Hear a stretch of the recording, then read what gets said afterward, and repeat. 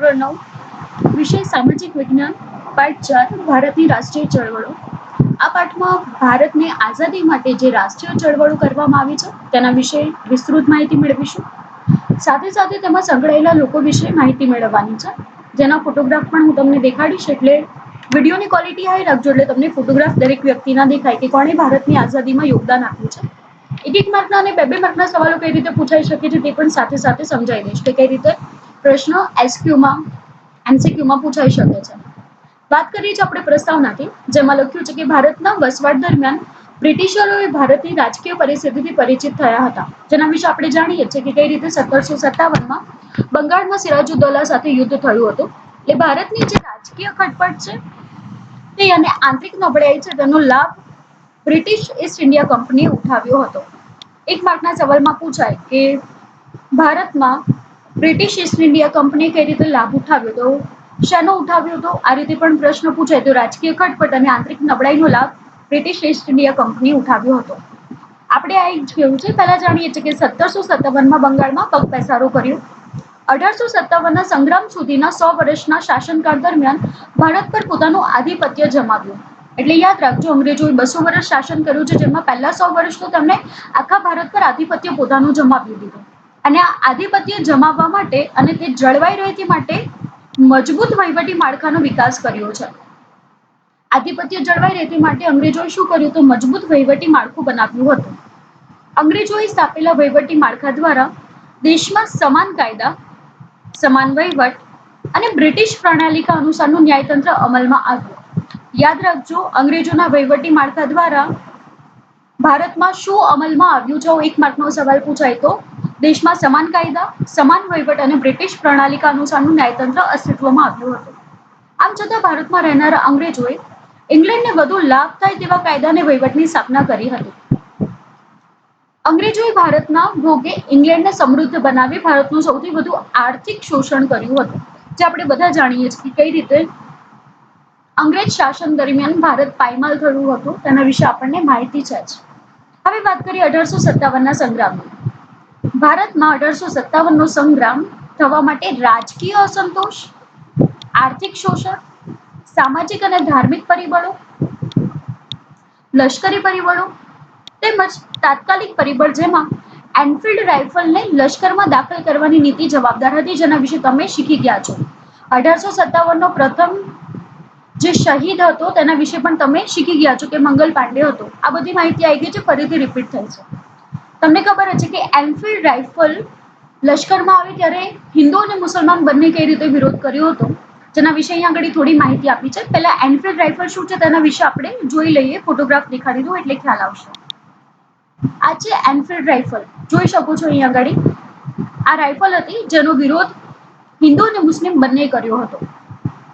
તમે લોકોએ પાઠમાં માહિતી મેળવી હતી કે રાજકીય અસંતોષ કઈ રીતે ઉભો થયો, આર્થિક શોષણ કઈ રીતે થયું હતું, સામાજિક અને ધાર્મિક પરિબળો કઈ રીતે જવાબદાર હતા, એમને જે સુધારા કર્યા હતા જેનાથી રૂઢિચુસ્ત લોકોને ઘણો વિરોધ કર્યો હતો, જેના વિશે તમે પહેલા પણ શીખી ગયા છો. સંગ્રામનો પ્રથમ શહીદ મંગલ પાંડે હતો. ખાસ યાદ રાખજો, એક માર્કનો સવાલ પૂછાય કે પ્રથમ શહીદ કોણ હતો? તો મંગલ પાંડે.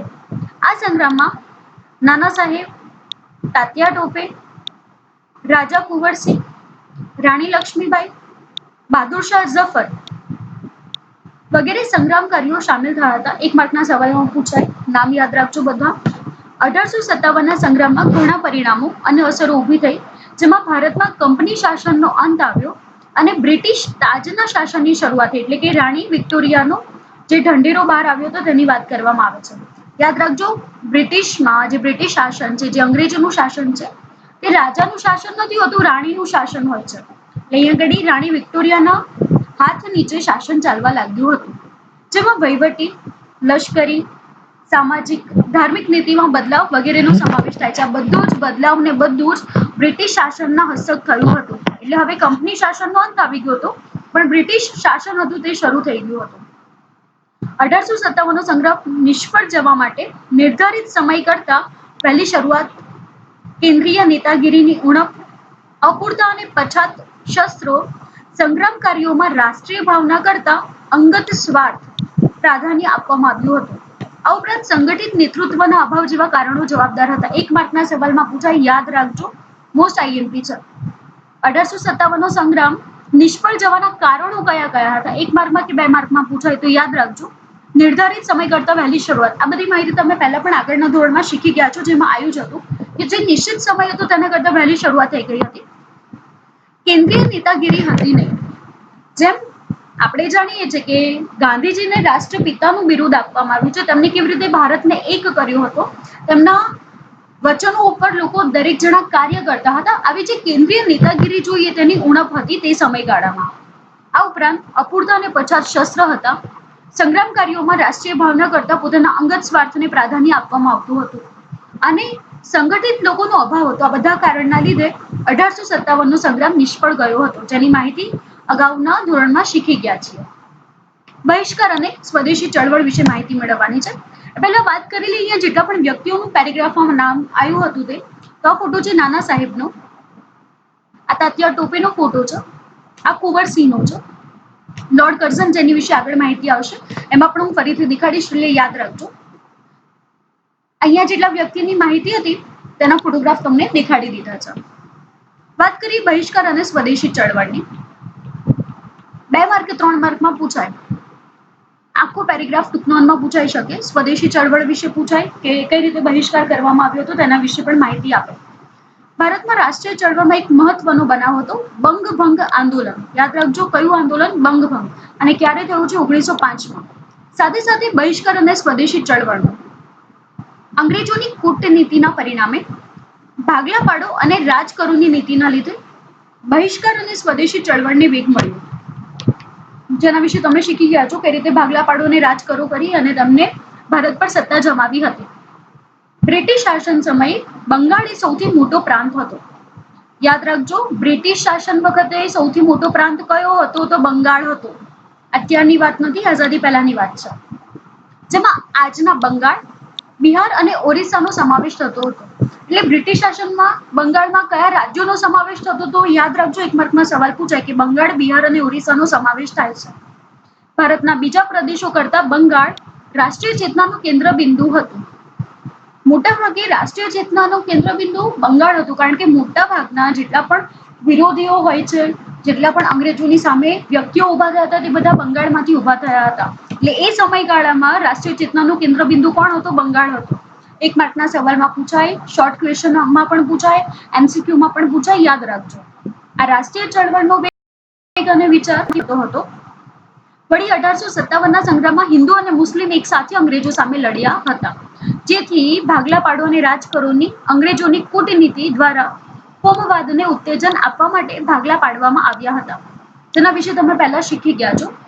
એની જ માહિતી અહીંયા આગળ આપી છે કે હિન્દુ અને મુસ્લિમ એક થઈ ગયા હતા, એટલે અંગ્રેજોએ ભાગલા પાડો અને રાજકરોની નીતિ અપનાવી હતી અને જેના લીધે તમને કોમવાદને ઉત્તેજન આપ્યું હતું અને ભાગલા પાડવામાં આવ્યા હતા, જેનો તે સમયગાળામાં બધાએ વિરોધ કર્યો હતો. વાત કરી છે વાઇસરોય કર્ઝનની. યાદ રાખજો, વાઇસરોય કર્ઝન કયો સમયગાળો હતો? 1899 થી 1905 સુધીનો તેમનો સમયગાળો હતો. તેમના દ્વારા વિશાળ બંગાળ પ્રાંતના વહીવટી કાર્યક્ષમતા લાવવાના બહાના હેઠળ, એટલે બહાનું જ કર્યું હતું કે વહીવટી કાર્યક્ષમતા લાવી છે. આના આધારે તેમને પૂર્વ બંગાળ અને પશ્ચિમ બંગાળ એમ 2 ભાગ પાડ્યા હતા. કયા ભાગ પાડ્યા છે? પૂર્વ અને પશ્ચિમ, જેનો ઉગ્ર વિરોધ શરૂ થયો. તારીખ યાદ રાખજો, 16 ઓક્ટોબર 1905 ના રોજ. કઈ તારીખ છે? 16 ઓક્ટોબર 1905 ના રોજ બંગાળ પ્રાંતના ભાગલાનો અમલ કરવામાં આવ્યો હતો. એટલે પૂર્વ બંગાળ અને પશ્ચિમ બંગાળ એમ 2 ભાગ પડી ગયા હતા 16 ઓક્ટોબર 1905 ના રોજ. તે દિવસે સમગ્ર બંગાળ પ્રાંતમાં રાષ્ટ્રીય શોક દિન તરીકે મનાવાયો હતો. 1 માર્કનો સવાલ પૂછાય, રાષ્ટ્રીય શોક દિન તરીકે ક્યારે મનાવવામાં આવે છે? તો 16 ઓક્ટોબર 1905 ના રોજ મનાવવામાં આવ્યો હતો. તે સમયે તમામ વિદેશી માલનો બહિષ્કારનું આંદોલન અને સ્વદેશી માલના ઉપયોગને ઉત્તેજન આપવાનું એલાન કરવામાં આવ્યું હતું. આ ફરીથી 1 માર્કનો સવાલ પૂછાય કે વિદેશી માલના બહિષ્કારનું આંદોલન અને સ્વદેશી માલના ઉપયોગને ઉત્તેજન આપવાનું એલાન ક્યારે કરવામાં આવ્યું? તો રાષ્ટ્રીય શોક દિનના દિવસે, અર્થાત 16 ઓક્ટોબર 1905 ના રોજ. આમ 1 માર્કમાં પૂછાઈ શકે છે, યાદ રાખજો. બંગાળી પ્રજા જ નહીં પરંતુ ભારતના અન્ય લોકો પણ માનવા લાગ્યા કે હિન્દમાં રાષ્ટ્રવાદનો જુવાળ જોરશોરથી શરૂ થઈ ગયો હતો. એ બધાને લાગ્યું કે હવે હિન્દમાં રાષ્ટ્રવાદની ભાવના ઊભી થઈ છે, એટલે પોતાનું રાષ્ટ્ર છે ને પોતાનો જ હક હોય, પોતાનું જ શાસન હોય તેવી ભાવના લોકોમાં શરૂ થઈ ગઈ હતી, જેને રોકવા માટે જ આ વિભાજન કરાયું હતું. એટલે આ લોકોનો મોટિવ ખબર પડી ગઈ, હેતુ શું હતો આ વિભાજનનો, કે જે રાષ્ટ્રવાદનો જુવાળ હતો, હિન્દુ મુસ્લિમ ભેગા થઈ ગયા હતા અને પોતે આઝાદી જોઈતી હતી, તેને રોકવા માટે વિભાજન કરવામાં આવ્યું હતું. તે દિવસે સમગ્ર બંગાળમાં હિન્દુઓ અને મુસ્લિમોએ એકબીજાને હાથે રાખડી બાંધી અને સંગઠન શક્તિના દર્શન કરાવ્યા હતા. યાદ રાખજો કઈ રીતે પોતાની સંગઠન શક્તિના દર્શન કરાવ્યા, તો હિન્દુ મુસલમાનોએ એકબીજાના હાથે રાખડી બાંધીને. આંદોલનમાં મહત્વના 3 લક્ષણો હતા. એક, સ્વદેશી અપનાવો. યાદ રાખજો આંદોલનના મુખ્ય 3 લક્ષણ કયા છે? સ્વદેશી અપનાવવું, વિદેશી માલનો બહિષ્કાર કરવો અને ત્રીજું હતું રાષ્ટ્રીય શિક્ષણ આપવું. ખાસ યાદ રાખજો આ 3 પોઈન્ટ. કયા કયા? સ્વદેશી અપનાવવું, વિદેશી માલનો બહિષ્કાર કરવો અને રાષ્ટ્રીય શિક્ષણ અપનાવવું. આપણે વાત કરી હતી વાઇસરોય કર્ઝનની, હું તમને ફોટો દેખાડી દઉં એટલે તમને ખ્યાલ આવશે વ્યક્તિ કોણ હતા. આ જે છે તે વાઇસરોય લોર્ડ કર્ઝન છે, જેમનો ફોટોગ્રાફ છે, જેમને બંગભંગનું આંદોલન તેમના સમયગાળામાં શરૂ થયું હતું. ખ્યાલ આવી ગયો તમને લોકોને? આ લોર્ડ મિન્ટો છે, જેની માહિતી આપણે હવે મેળવીશું. સ્વદેશી આંદોલનથી ભારતને ખૂબ લાભ થયો, જ્યારે વિદેશી માલના બહિષ્કારના કારણે ઇંગ્લેન્ડના વેપારને મોટો ફટકો પડ્યો હતો. જે પરિસ્થિતિ અત્યારે ભારત અને ચીનની છે તેની જ વાત અહીંયા આગળ છે. એ સમયગાળામાં અંગ્રેજોના માલનો બહિષ્કાર કર્યો હતો, જેમ અત્યારે આપણે જોઈએ છે ચીની વસ્તુઓનો બહિષ્કાર કર્યો છે, જેનો સીધી આર્થિક અસર ચીન ઉપર જોવા મળે છે. અને આપણે અત્યારે સ્વદેશી અપનાવીએ છીએ તો આપોઆપ આપણે આત્મનિર્ભર બનીએ છીએ. તો એ સમયગાળામાં પણ આ જ વસ્તુ અમલમાં કરી હતી કે વિદેશી માલનો બહિષ્કાર કર્યો અને બધા સ્વદેશી માલ અપનાવતા થયા, જેથી ઇંગ્લેન્ડના વેપારને ફટકો થયો. માન્ચેસ્ટરથી આવતું કાપડ બંધ થઈ ગયું. ઇંગ્લેન્ડથી આયાત થતા ખાંડ, બૂટ, સિગારેટ, તમાકુ વગેરે આયાતો પણ ઘટવા લાગી અને ભારતમાં બનેલા કાપડનું વેચાણ વધ્યું હતું. યાદ રાખજો સ્વદેશી આંદોલનથી ઇંગ્લેન્ડના વેપારમાં કઈ કઈ આયાતો ઘટી હતી? તો કયું? માન્ચેસ્ટરથી આવતું કાપડ બંધ થઈ ગયું. ઇંગ્લેન્ડથી આયાત થતા ખાંડ, બૂટ, સિગારેટ, તમાકુ વગેરે પણ ઘટી ગયા હતા. સ્વદેશી માલ બનાવવાના કારખાના શરૂ થયા. બંગાળ ઉપરાંત હિન્દના અન્ય પ્રદેશો જેવા કે પંજાબ, ઉત્તર પ્રદેશ, મધ્યપ્રદેશ, મદ્રાસ, મુંબઈ વગેરે પ્રાંતોમાં પણ લડતના પ્રત્યાઘાત પડ્યા. એટલે જે લડત શરૂ થઈ હતી તેની અસર આ બધા રાજ્યોમાં પણ ઊભી થઈ. કયા રાજ્યોમાં? પંજાબ, ઉત્તર પ્રદેશ, મધ્યપ્રદેશ, મુંબઈ અને મદ્રાસમાં. ગુજરાતમાં પણ સ્વદેશી લડતનો પડઘો પડ્યો અને આ પડઘો બ્રિટિશ પાર્લામેન્ટમાં જબરજસ્ત પડ્યો. એટલે આની અસર સીધી ક્યાં થઈ? બ્રિટિશ પાર્લામેન્ટમાં. જેથી પાર્લામેન્ટે પુનઃ વિચારણા કરીને માત્ર 6 વર્ષ બાદ 1911માં બંગાળના ભાગલા રદ કરવા પડ્યા. આમ હિન્દવાસીઓએ આ એક યાદગાર વિજય હતો. આ સંગઠન શક્તિનો વિજય હતો, જેથી અંગ્રેજ સરકાર વિરુદ્ધ જાગૃત થયેલી નવચેતનાનો નોંધપાત્ર વિજય હતો. એટલે યાદ રાખજો તારીખ ખાસ. ત્યારે બંગભંગ આંદોલન શરૂ થયું એ પહેલા કઈ તારીખે વિભાગ પાડવામાં આવ્યા, ભાગલા પાડવામાં આવ્યા છે? પૂર્વ બંગાળ અને પશ્ચિમ બંગાળના ભાગલા ક્યારે પડ્યા? તો 16 ઓક્ટોબર 1905ના રોજ. અને આજે ભાગલા પાડવાનો જે કાયદો હતો ક્યારે પાર્લામેન્ટમાં કેન્સલ થયો પુનઃ વિચારણા બાદ? તો 6 વર્ષ બાદ 1911માં. યાદ રાખજો. હવે માહિતી છે મુસ્લિમ લીગની. એ વાત આપણે જોઈ કે અંગ્રેજોમાં ભાગલા પાડો અને રાજ કરોની નીતિ અપનાવીને હિન્દુ મુસ્લિમ વચ્ચે વૈમનસ્ય ઊભું કર્યું, એટલે કે ભેદભાવ ઊભો કરી દીધો. તે સમયના વાઇસરોય કોણ હતા? તો લોર્ડ મિન્ટો હતા.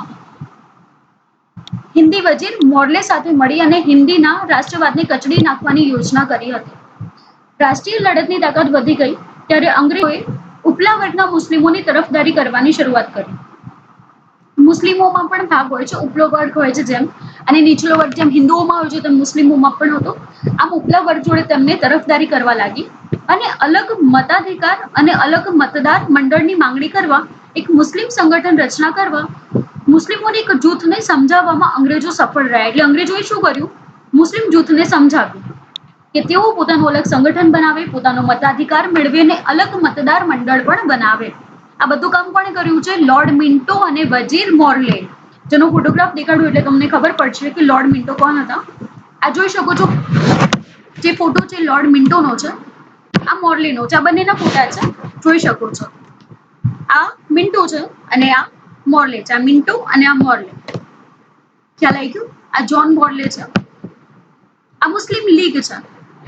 જે મુસ્લિમ લીગે પાકિસ્તાન માટે પોતે લડ્યા હતા કે પોતે અલગ પાકિસ્તાન જોઈએ છે અને ભારતમાંથી અલગ દેશ બનાવવો છે, તો એ મુસ્લિમ લીગ જે સ્થાપના થઈ છે મુસ્લિમ લીગના મેમ્બર છે અને જેમને પાકિસ્તાન ઊભું કરવામાં પોતાનું મહત્વનું યોગદાન આપ્યું હતું. તમે જોઈ શકો છો આ મોહમ્મદ અલી ઝીણા છે, આ વચ્ચે દેખાય છે, હું એરો દેખાડું છું, મોહમ્મદ અલી ઝીણાનો ફોટો છે.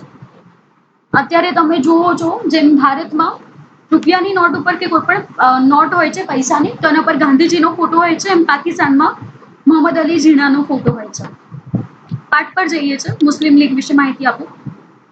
હવે યાદ રાખજો આ મુસ્લિમ લીગની સ્થાપના થઈ છે કઈ સાલમાં? 1906 માં. તારીખ યાદ રાખજો, એક્ઝામ એક માર્કમાં પૂછાય છે. આ સંસ્થાની સ્થાપનામાં મુસ્લિમોના ધાર્મિક વડા આગા ખાન, યાદ રાખજો મુસ્લિમ લીગમાં મુસ્લિમના ધાર્મિક વડા કોણ હતા? આગા ખાન.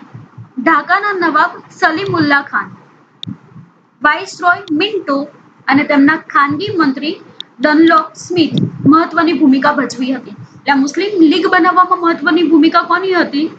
તો મુસ્લિમના ધાર્મિક વડા આગા ખાન, ઢાકાના નવાબ સલીમુલ્લા ખાન, વાઇસરોય મિન્ટો અને તેમના ખાનગી મંત્રી ડનલોપ સ્મિથ, તેમની ભૂમિકા હતી. અને મુસ્લિમે કોંગ્રેસના વાર્ષિક અધિવેશનમાં હાજરી આપી નહીં.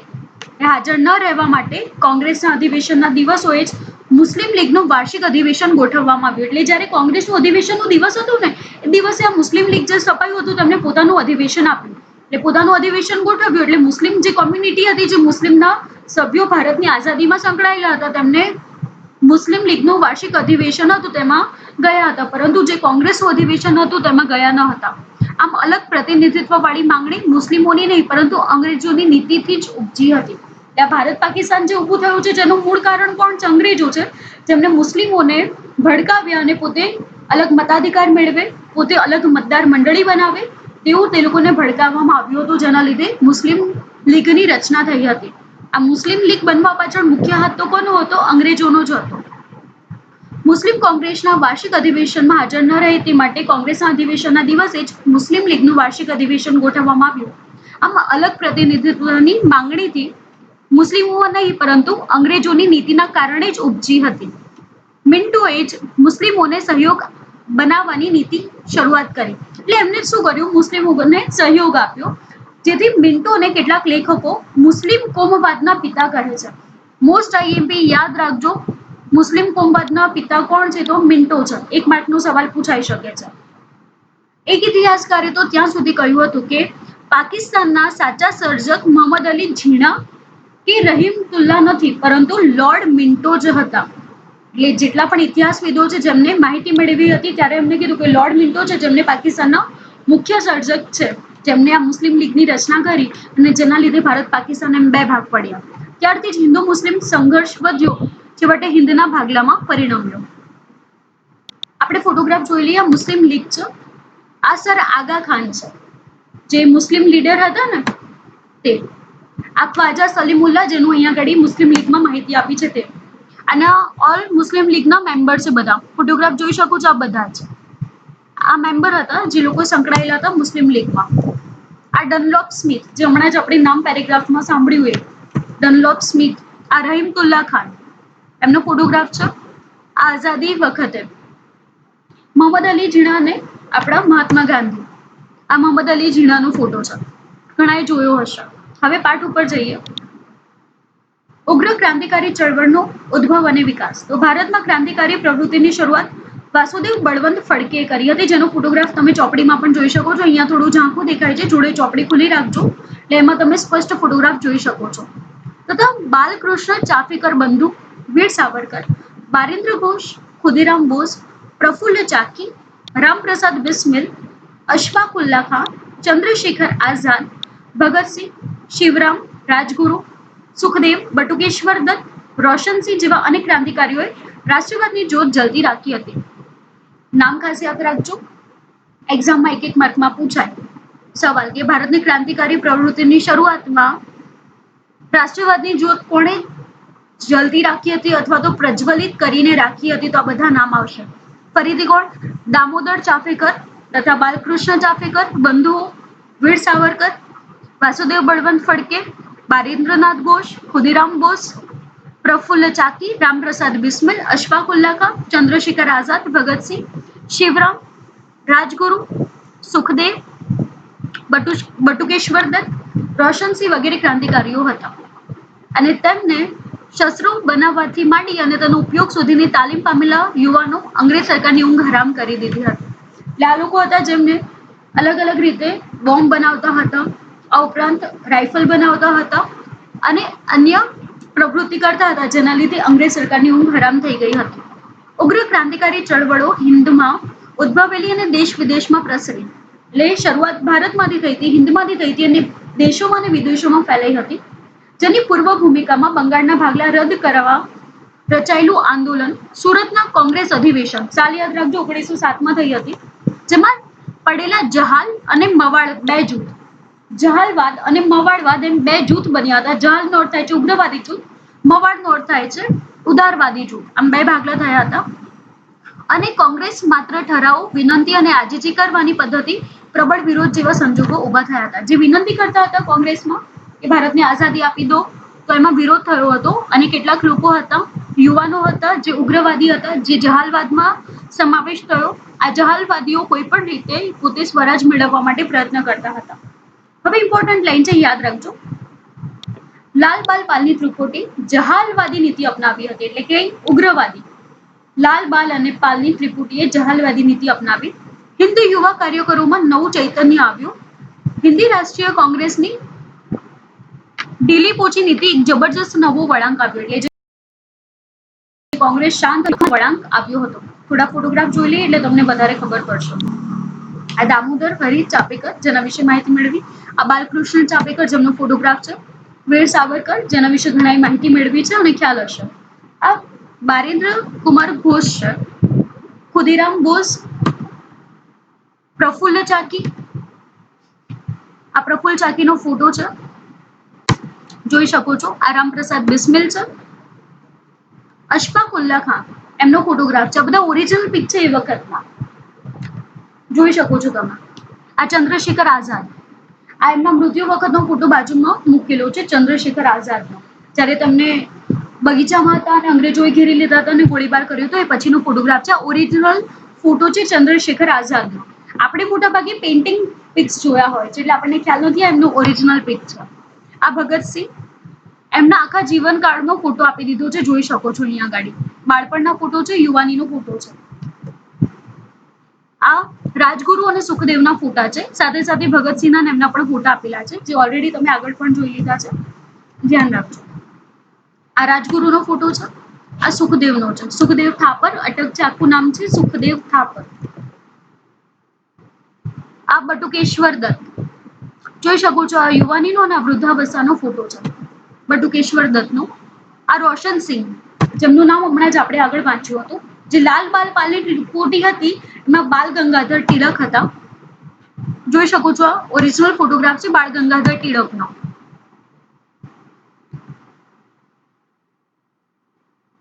આ અરવિંદો, શ્રી અરવિંદ છે, જેના વિશે હવે માહિતી મેળવીશું. શ્રી અરવિંદનો આ યુવાની અવસ્થાનો ફોટો છે. જે શ્રી અરવિંદે પોતાની પાછળની ઉંમરમાં મહર્ષિ અરવિંદ તરીકે ઓળખાયા અને એમને તેમનું આશ્રમ પણ સ્થાપેલું છે. સાઉથમાં એમનું આશ્રમ છે, જ્યાં આગળ ઘણા લોકો જાય છે. હાલની તારીખમાં પણ આશ્રમ છે તે, જેના વિશે આગળ પાઠમાં આવે છે. હું માહિતી આપીશ. આ થોડી બહારનું નોલેજ છે. આ શ્રી અરવિંદ છે, જેમનો ફોટોગ્રાફ છે ઓરિજિનલ. બરોબર, આગળ આપણે પાઠમાં જોઈ લઈએ અને પછી માહિતી મેળવીએ. લોકમાન્ય બાળ ગંગાધર ટિળકે ઉગ્ર ભાષામાં જાહેર કર્યું કે સ્વરાજ મારો જન્મસિદ્ધ હક છે અને હું તેને લઈને જ જંપીશ. આ સ્લોગન છે કે આપણે નાના ધોરણથી શીખતા આવ્યા છે કે સ્વરાજ મારો જન્મસિદ્ધ હક છે અને હું તેને લઈને જ જંપીશ. આ વિધાન કોણ બોલે છે? લોકમાન્ય બાળ ગંગાધર ટિળક, જે આઝાદીની ક્રાંતિકારી લડવૈયોના મંત્ર બની ગયા હતા. ભારતના નવયુવાનો એક વર્ગ વિદેશી શાસનની ગુલામીમાંથી આઝાદી મેળવવા પ્રયાસ હાથ ધર્યા હતા. ઉગ્ર ક્રાંતિકારી લડતના લડવૈયા માતૃભૂમિની સ્વતંત્રતા માટે હસ્તે મુખે બલિદાન આપવા માટે તત્પર હતા. તેઓ પ્રાણ આપી શકતા હતા અને આઝાદીની પ્રાપ્તિ માટે બીજાનો પ્રાણ લઈ શકતા હતા.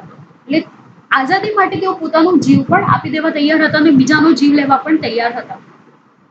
યાદ રાખજો, ઇમ્પોર્ટન્ટ પોઈન્ટ છે હવે કે ભારતમાં મહારાષ્ટ્ર, બંગાળ, પંજાબ, બિહાર, ઓરિસ્સા, ગુજરાત, રાજસ્થાન, મદ્રાસ પ્રાંત, ઉત્તર પ્રદેશ અને મધ્ય ભારતમાં ક્રાંતિકારી પ્રવૃત્તિ પ્રસરી હતી.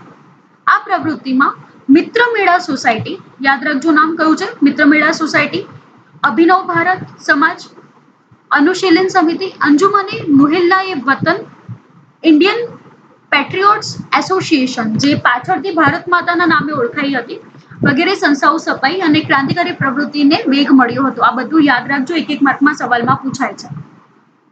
પ્રથમ તબક્કામાં સંધ્યા, યુગાંતર, નવશક્તિ અને વંદે માતરમ, કેસરી, મરાઠા જેવા વર્તમાનપત્રો અને સામાયિકોને સતત બળ પૂરું પાડવામાં આવ્યું હતું. કયા કયા સામાયિકો બહાર પડ્યા હતા એક માર્કના સવાલમાં પૂછાય તો યાદ રાખજો, સંધ્યા, યુગાંતર, નવશક્તિ અને વંદે માતરમ, કેસરી, મરાઠા વગેરે જેવા વર્તમાનપત્ર અને સામાયિકો. તેને સતત બળ મળ્યું. અલીપુર હત્યાકાંડ થયો હતો. કયો હત્યાકાંડ? અલીપુર, જેમાં 34 જેટલા ક્રાંતિકારીઓ પર કેસ ચલાવ્યો. હાવડા હત્યાકાંડ તથા ઢાકા હત્યાકાંડમાં અનેક ક્રાંતિકારીઓની ધરપકડ થઈ, જેમાં દિલ્હીના વાઇસરોય હાર્ડિંજ પર બોમ્બ ફેંકી હત્યા કરવાનો પ્રયાસ થયો. તારીખ યાદ રાખજો ખાસ, 13 નવેમ્બર 1909 રોજ અમદાવાદના રાયપુર દરવાજાની બહાર વાઇસરોય મિન્ટો ઉપર નંખાયેલો બોમ્બ વગેરે બનાવો દ્રષ્ટાંત રૂપે આપી શકાય છે. તારીખ કઈ છે? 13 નવેમ્બર 1909. અમદાવાદના રાયપુર દરવાજાની બહાર કોણ? વાઇસરોય મિન્ટો, જેનો ફોટોગ્રાફ હમણાં ઓલરેડી આગળ આપણે જોઈ લીધો છે. તેમના ઉપર બોમ્બ નંખાયો હતો. આ બધા જ દ્રષ્ટાંતો અને બનાવો તે સમયગાળામાં બન્યા હતા.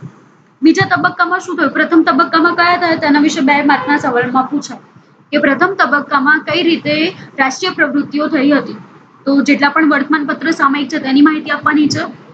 અલીપુર હત્યાકાંડ, હાવડા હત્યાકાંડ, ઢાકા હત્યાકાંડ થયું, ક્રાંતિકારીઓની ધરપકડ થઈ, વાઇસરોય હાર્ડિંજ પર બોમ્બ ફેંકવામાં આવ્યો હતો. 13 નવેમ્બર 1909 રોજ અમદાવાદના રાયપુર દરવાજાની બહાર વાઇસરોય મિન્ટો પર નંખાયો હતો બોમ્બ વગેરેનો સમાવેશ પ્રથમ તબક્કામાં થયો. બીજા તબક્કામાં શું થયું તો યાદ રાખજો, એનો સમયગાળો કયો છે? 1920 થી 42નો. આ બીજો તબક્કો છે, જેમાં કાકોરી લૂંટ કેસ, લાહોર હત્યાકાંડ અને કેન્દ્રીય ધારાસભા દિલ્હીમાં બોમ્બ નાખવા જેવા બનાવો થયા હતા, જેમાં ભગતસિંહની ધરપકડ થઈ હતી, જેના વિશે તમે જાણો છો.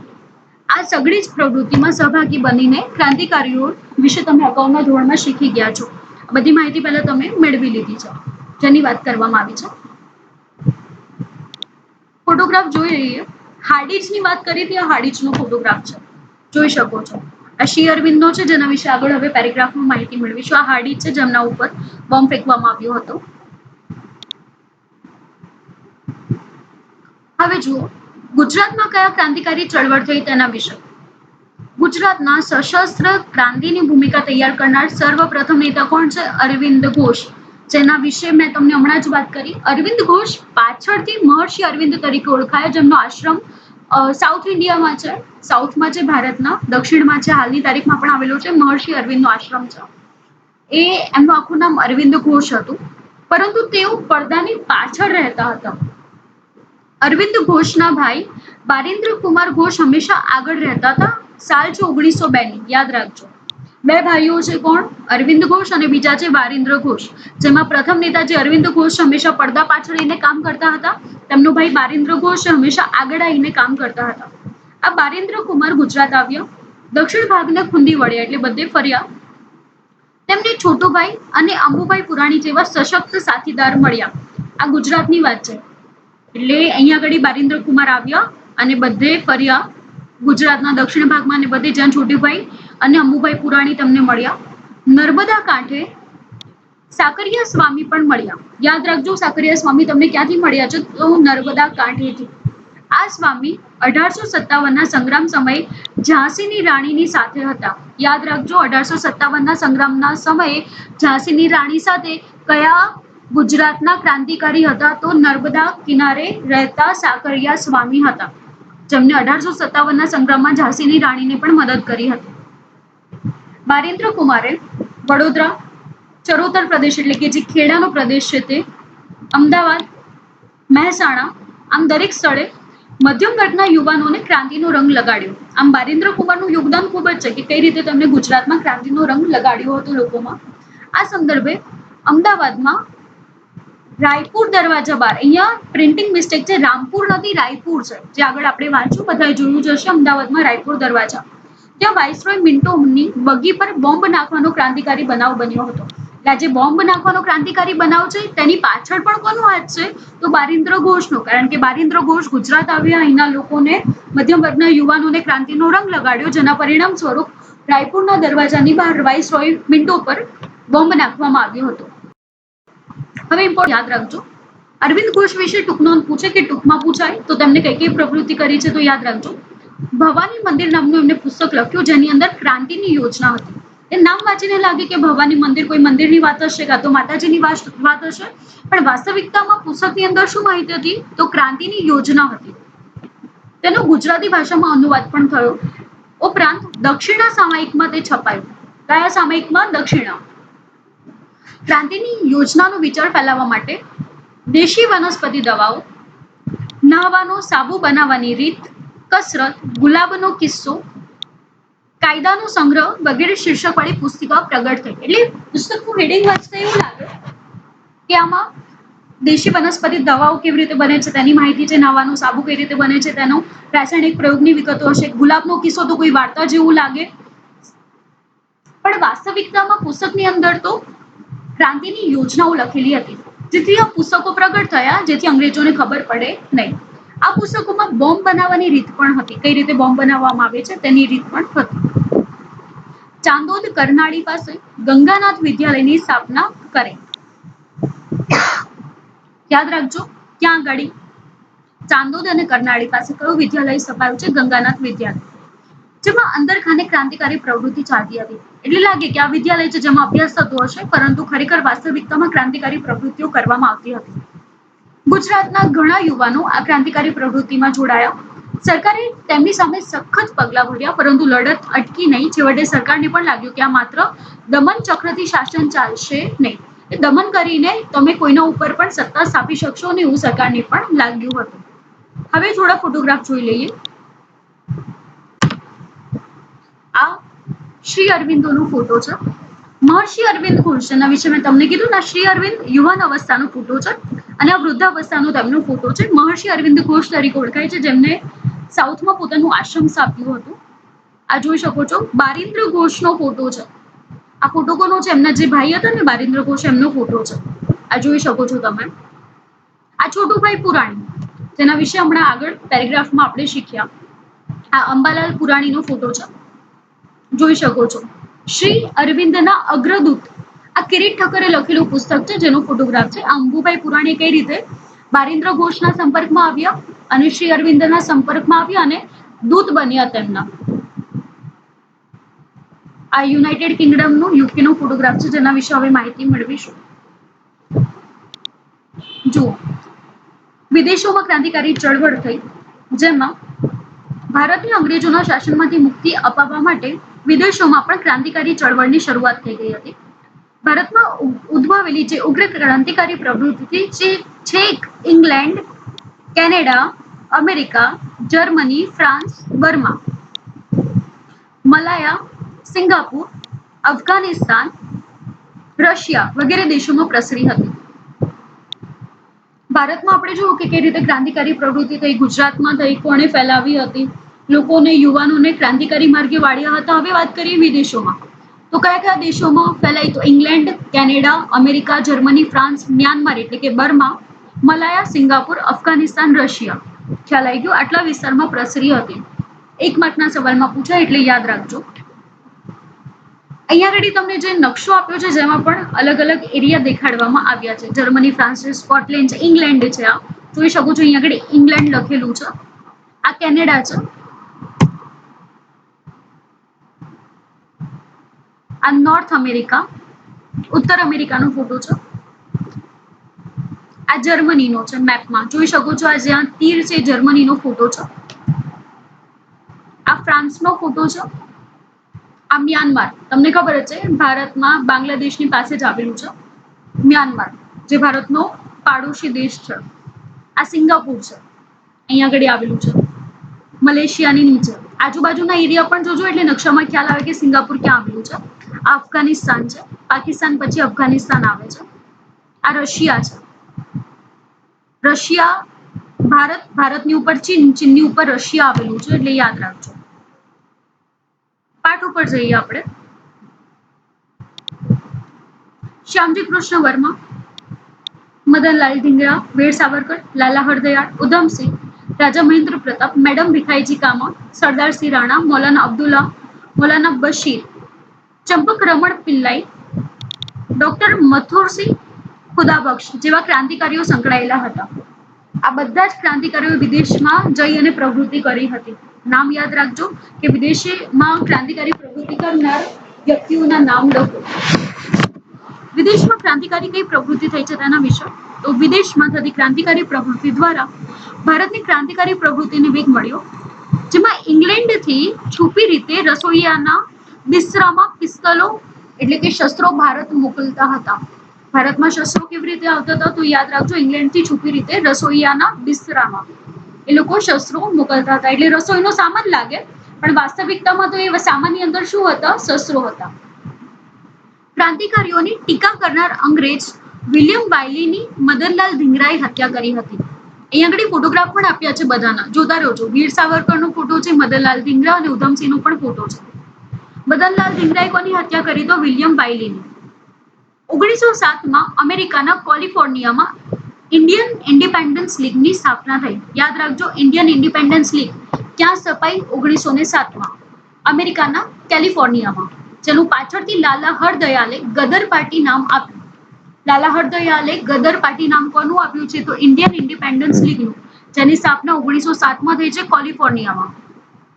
4 ભાષામાં ગદર સાપ્તાહિક શરૂ થયું. આ પ્રવૃત્તિમાં તારકનાથ દાસ અને કરતારસિંહ પણ જોડાયેલા હતા. જર્મનીમાં ચંપક રમણ પિલ્લાઈએ હિન્દ રાષ્ટ્રીય સ્વયંસેવક દળની રચના કરી. જર્મનીમાં શેની રચના થઈ છે તો હિન્દ રાષ્ટ્રીય સ્વયંસેવક દળની રચના થઈ. ઈરાકને વડું મથક બનાવ્યું, ત્યાંથી ભારત ઉપર આક્રમણ કરવાની યોજના પણ ઘડવામાં આવી. આ કઈ સાલની વાત છે? 1907ની. 1907માં ઈરાકને વડું મથક બનાવ્યું અને ભારત પર આક્રમણ કરવાનો વિચાર હતો, જેથી આક્રમણ કરીને અંગ્રેજોને હરાવી દે અને ભારતના લોકોની સત્તા સ્થાપી શકાય. જર્મનીના સ્ટુઅર્ટગાર્ડમાં આંતરરાષ્ટ્રીય સમાજવાદી પરિષદની રચના થઈ, જેમાં મેડમ કામાએ તૈયાર કરેલો રાષ્ટ્રધ્વજ ફરકાવ્યો. ખાસ યાદ રાખજો, આપણને એ ખબર છે કે મેડમ કામાએ રાષ્ટ્રધ્વજ સૌપ્રથમ ફરકાવ્યો હતો, પણ કઈ જગ્યાએ ફરકાવ્યો હતો તો જર્મનીમાં સ્ટુઅર્ટગાર્ડ શહેરમાં યોજાયેલી આંતરરાષ્ટ્રીય સમાજવાદી પરિષદમાં. અફઘાનિસ્તાનમાં તો રાજા મહેન્દ્ર પ્રતાપના રાષ્ટ્રીય પ્રમુખ પદે કામચલાઉ સ્વતંત્ર સરકાર પણ બની ગઈ. એટલે આ લોકોએ શું કર્યું? મહેન્દ્ર પ્રતાપ જે હતા રાજા, તો તેમને અફઘાનિસ્તાનમાં તેમને રાષ્ટ્રીય પ્રમુખ પદ સંભાળ્યું અને સ્વતંત્ર સરકાર પણ બનાવી દીધી હતી. એટલે કે ભારત આઝાદ છે તેવું જાહેર કરી દીધું અને પોતે સરકાર પણ ચલાવવા લાગ્યા હતા. નામ ખાસ યાદ રાખજો, કયા છે તો બરકતુલ્લા, આબિદુલ્લા, મૌલાના બશીર, શમશેરસિંહ અને ડોક્ટર મથુરસિંહ વગેરે હતા, જેમણે સરકારે રશિયા, ઈરાન, તુર્કી વગેરેમાંથી મદદ મેળવવા માટે પ્રયત્ન કર્યા હતા. આ બધાએ ક્યાંથી મદદ મેળવી તો રશિયા, ઈરાન અને તુર્કીમાંથી. તુર્કીના વડા અનવર પાશા અને ગવર્નરને પણ મળ્યા હતા. કોને કોને મળ્યા તો તુર્કીના વડા અનવર પાશા અને ગવર્નરને મળ્યા. રેશમી રૂમાલ ઉપર લખાયેલું ગાલિબનામા ષડયંત્ર તમામ મુસ્લિમોએ એકત્રિત સંગઠિત થઈ ખ્રિસ્તીઓની સામે જંગ માંડ્યો એ પકડાઈ ગયું. એટલે આ લોકોએ શું કર્યું? રેશમી રૂમાલ હતો જેના પર ગાલિબનામા એવું ષડયંત્ર લખ્યું, જેમાં એવું હતું કે મુસ્લિમો બધા જ દેશના મુસ્લિમો એકત્રિત થાય અને ખ્રિસ્તીઓ જે તેમની સામે જંગ માંડે, એટલે ખ્રિસ્તીઓના વિરોધમાં યુદ્ધ કરે. આવું ગાલિબનામામાં ષડયંત્ર લખેલો હતો. રાજા મહેન્દ્ર પ્રતાપે પોતાની સહીવાળી સોનાની પટ્ટી રશિયાના ઝારને મોકલાવી. ઝાર વિશે તમે પહેલા જ શીખી ગયા છો પાઠ 2માં, જેમાં ઝારશાહી વિશે તમે શીખ્યા છો. એટલે તેમને શું કર્યું? મહેન્દ્ર પ્રતાપે પોતાની સોનાના પટ્ટી પર સહી કરી અને રશિયાના ઝારને મોકલી, જેમાં ઝારને ઇંગ્લેન્ડ સાથે સંબંધ તોડી નાખવા માટે જણાવ્યું હતું. રશિયાના ક્રાંતિકારી ટ્રોટસ્કીએ તો ભારતના ક્રાંતિકારીઓની બધી જ મદદ કરવા માટે વચન આપ્યું. એટલે જે રશિયાના ક્રાંતિકારી હતા, ક્રાંતિવીર હતા કોણ? ટ્રોટસ્કી. નામ યાદ રાખજો, શું નામ હતું? ટ્રોટસ્કી. તેમણે ભારતના ક્રાંતિકારીઓને મદદ કરવા માટે વચન આપ્યું હતું. બર્મામાં સોહનલાલ પાઠકે અને સિંગાપુરમાં પરમાનંદે ક્રાંતિકારી પ્રવૃત્તિ કરી. આ ઉપરાંત કામાગાટા મારું જગ્યાનું નામ છે, યાદ રાખજો, અને તોશા મારું સ્ટીમરોની ઘટનાએ આંતરરાષ્ટ્રીય ક્રાંતિકારી વિદેશોમાં અંગ્રેજો વિરુદ્ધ લાગણી જાગૃત કરવામાં પ્રેરક બળ પૂરું પાડ્યું. એટલે આ કામાઘાટામારુ અને તોશામારુ સ્ટીમરની ઘટના બની હતી, જેના આધારે વિદેશોમાં પણ અંગ્રેજો વિરુદ્ધ લાગણી ઊભી થઈ ગઈ હતી અને બધા જ એક સાથે આવી ગયા અને સંકળાઈ ગયા. આમ વિદેશોમાં પણ જઈ અને લોકોએ પ્રયત્ન કર્યા છે. આ બધી માહિતી યાદ રાખજો. આ વીર સાવરકરનો ફોટો છે, આ હરદયાલનો, આ ઉધમસિંહ, જેની માહિતી હમણાં આપણે પેરેગ્રાફમાં વાંચી તેના ફોટોગ્રાફ છે. આ રાજા મહેન્દ્ર પ્રતાપ, જેનું ભારતે ટિકિટ પણ સ્થાપી હતી. આ ટિકિટ બનાવેલી હતી, જે આપણને ખબર છે પોસ્ટ ઓફિસમાં પોસ્ટ કરતી વખતે ટિકિટ ચોંટાડવામાં આવે છે. તો રાજા મહેન્દ્ર પ્રતાપનો ફોટો છે. આપણે જાણીએ છીએ મેડમ ભીખાઈજી કામા, જે આપણે આ પોસ્ટર છે ને એમનો ઓરિજિનલ ફોટો બાજુમાં આપેલો છે, આ રીતે દેખાતા હતા. આપણે ઓઇલ પેસ્ટ કલરના ફોટોગ્રાફ જોયા છે, આજે આપણે ઓરિજિનલ ફોટોગ્રાફ જોઈશું. આ ભીખાઈજી કામા છે. આ સરદારસિંહ રાણા છે, જોઈ શકો છો. આ મિર્ઝા બશીર છે, જેના વિશે હમણાં માહિતી મેળવી હતી. મૌલાના ઉબેદુલ્લા સિંધી. આ ચંપક રમણ પિલ્લઈ, જેની માહિતી હમણાં જ આપણે વાંચી, ચંપક રમણ પિલ્લઈ એમનો ફોટોગ્રાફ છે. આ ખુદાબક્ષ ખાન છે. આ ડોક્ટર માથુર સિંહ, બહુ રેર ફોટો છે. આ ફોટોગ્રાફ બહુ મળતા નથી, એ ધ્યાન રાખજો. જેટલા પણ વ્યક્તિઓ છે તેમના ખાલી નામ સાંભળે છે, આજે તેમને ઓળખો અને જુઓ કે કઈ રીતે પોતાનું યોગદાન તેમને ભારતની આઝાદીમાં આપ્યું છે. આપણે 3 કે 4 વ્યક્તિને ઓળખીએ છીએ, ગાંધીજી, સરદાર પટેલ, જવાહરલાલ નહેરુ. તેના સિવાય કોણે યોગદાન આપ્યું છે તેના વિશે આપણને માહિતી જ નથી. એટલે આ બધું પણ જુઓ અને ઓળખો કે કોણે કોણે આઝાદીમાં યોગદાન આપ્યું છે. આ કેલિફોર્નિયાનો પ્રદેશ દેખાડ્યો છે, જ્યાં આગળ પ્રથમ ધ્વજ આપણે ફરકાવ્યો હતો. આ તારકનાથ દાસ છે.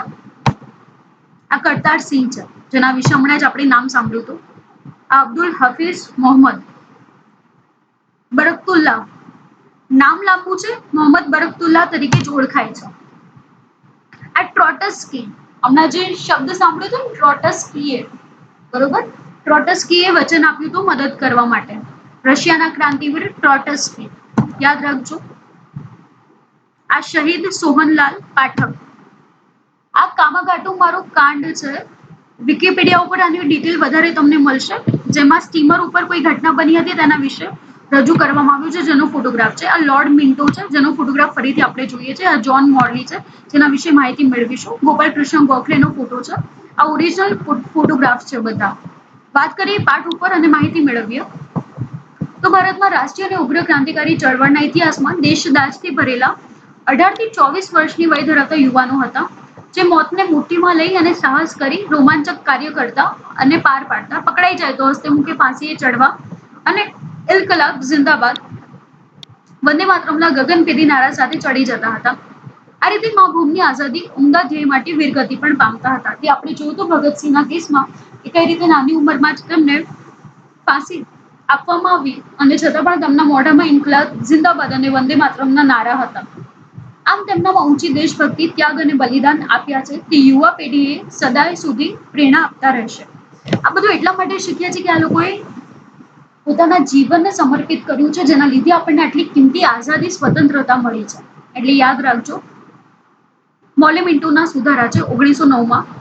ભાગલા પાડો અને રાજ કરોની નીતિ અપનાવી અંગ્રેજોએ હિન્દુ અને મુસ્લિમ વચ્ચે કોમી વૈમનસ્ય ઊભું કર્યું હતું, એટલે કે કોમી માનસિકતા ઊભી કરી હતી અને યોજના ઘડી હતી, જેની વાત સાલ ગઈ છે 1906માં. આગા ખાનના નેતૃત્વ નીચે, જેનો ફોટોગ્રાફ આપણે ઓલરેડી આગળ જોઈ લીધો છે, આગા ખાનનું, જેમાં મુસ્લિમ લીગના મુસલમાનોના જે વડા હતા આગા ખાન, જેનો ફોટોગ્રાફ આગળ બતાવ્યો હતો પેરેગ્રાફ વાંચતી વખતે. તેમણે મુસલમાનોનું પ્રતિનિધિ મંડળ વાઇસરોય મિન્ટોને મળ્યું. તે વખતે હિન્દી વજીર મોર્લે હતા. 1909ની સાલ છે. અને આ સુધારો શું બોલાય છે? મોર્લે મિન્ટો સુધારો તરીકે ઓળખાય છે. યાદ રાખજો, ફોટોગ્રાફ દેખાડી દઉં છું એટલે તમને ખ્યાલ આવી જશે. આ મોર્લે અને આ મિન્ટો છે, જોઈ શકો છો, મોર્લે મિન્ટો. ગાંધીજીનું ભારતમાં હવે આગમન થયું. વાત છે 1915ની, જ્યારે ગાંધીજી દક્ષિણ આફ્રિકામાં રંગભેદ વિરુદ્ધ સત્યાગ્રહની લડત સફળ કરી અને ભારતમાં પાછા આવ્યા હતા. તેમના રાજકીય ગુરુ ગોપાલ કૃષ્ણ ગોખલે હતા અને આધ્યાત્મિક ગુરુ શ્રીમદ રાજચંદ્ર હતા. અહીંયા આગળ રાજચંદ્ર નામ આપ્યું છે, પરંતુ વાસ્તવિકતામાં તેમનું નામ રાયચંદ હતું. શ્રીમદ રાયચંદ, જે પાછળથી શ્રીમદ રાજચંદ્ર તરીકે ઓળખાયા હતા. જે એક વેપારી હતા, શ્રીમદ રાયચંદ હતા તે. યાદ રાખજો, એક માર્કનો સવાલ પૂછાય કે ગાંધીજીના રાજકીય ગુરુ કોણ હતા? તો ગોપાલ કૃષ્ણ ગોખલે. અને આધ્યાત્મિક ગુરુ કોણ હતા? તો શ્રીમદ રાયચંદ અથવા તો રાજચંદ્ર હતા. ગાંધીજીએ ઘણા ખરા ભાગોમાં પ્રવાસ કર્યો અને હિન્દના જીવનને ઓળખવા માટે પ્રયાસ કર્યો. હવે યાદ રાખજો, આની માહિતી છે ને ગાંધીજીની આત્મકથા છે ને સત્યના પ્રયોગો, તેમાં ડિટેલમાં આપી છે કે જ્યારે તેઓ ભારત પાછા ફરે છે ત્યારે ગોપાલ કૃષ્ણ ગોખલેને મળે છે, એમનાથી ઘણા પ્રભાવિત થઈ જાય છે અને ગોપાલ કૃષ્ણ ગોખલે જ તેમને એવું એડવાઇસ આપે છે, સજેશન આપે છે કે તે ભારતનો પ્રવાસ કરે, ભારતની પરિસ્થિતિને સમજે, તેમના જીવનને ઓળખે. અને જ્યાં આગળ તે ગરીબ સ્ત્રીને જોવે છે જેની પાસે પૂરતા કપડાં પણ ન હતા, અને પછી તે પોતાના વસ્ત્રો ત્યજી દે છે અને એક માત્ર ધોતી સાથે પોતાનું જીવન ગુજારે છે. તેઓ દ્રઢ નિશ્ચય કરે છે. એટલે જ્યારે હિન્દની ઓળખવા માટે પ્રયત્ન કરે છે, પ્રવાસ ઉપર જાય છે, ત્યારે તે અનુભવે છે કે હિન્દુસ્તાનની ગરીબીનું મૂળ અંગ્રેજોનું શોષણ છે. એ વખતે તેમને આ કારણ મળે છે. એટલે અહીંયા લખ્યું છે કે હિન્દુસ્તાનની ગરીબીનું મૂળ અંગ્રેજો દ્વારા જે શોષણ થાય છે તે જ મુખ્ય કારણભૂત છે. હિન્દમાંથી બ્રિટિશ શાસનને નાબૂદ કરવાના ઉપાયો તેમને વિચાર્યા. હવે વાત છે રોલેટ એક્ટની 1919ની. બ્રિટિશ સરકારે ઇંગ્લેન્ડના કાયદા ખાતાના પ્રધાન રોલેટના અધ્યક્ષ પદે રોલેટ એક્ટ ઘડ્યો.